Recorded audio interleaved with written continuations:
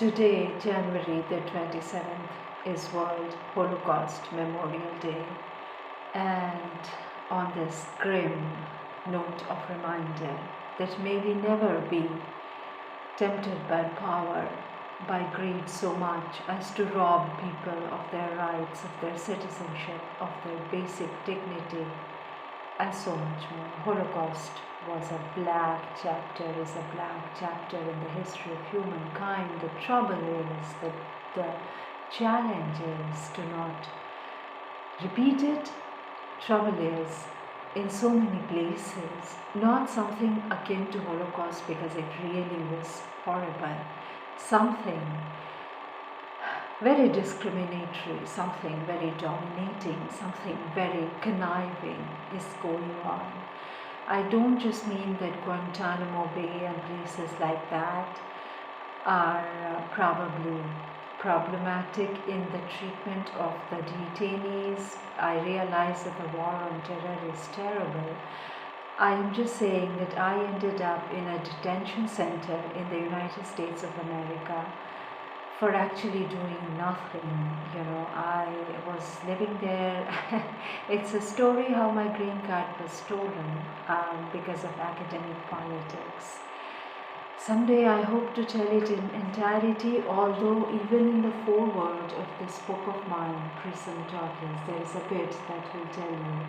And it was again a German professor who had to complain against me so vehemently to the campus police and then again to my department that it overwhelms me with wonder now as to why would he do it, why would it, to a simple email, why would someone react so bad?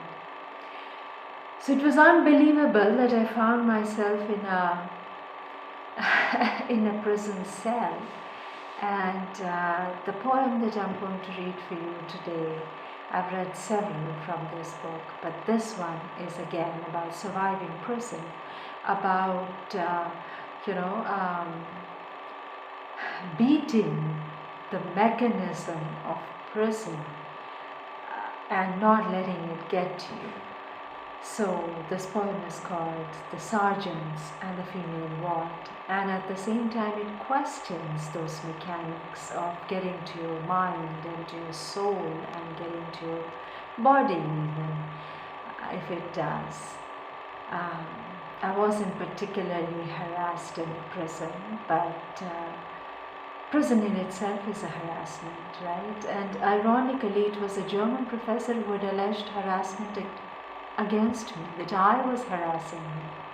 He should have said that. Anyways, so here is the poem. Of a small county prison.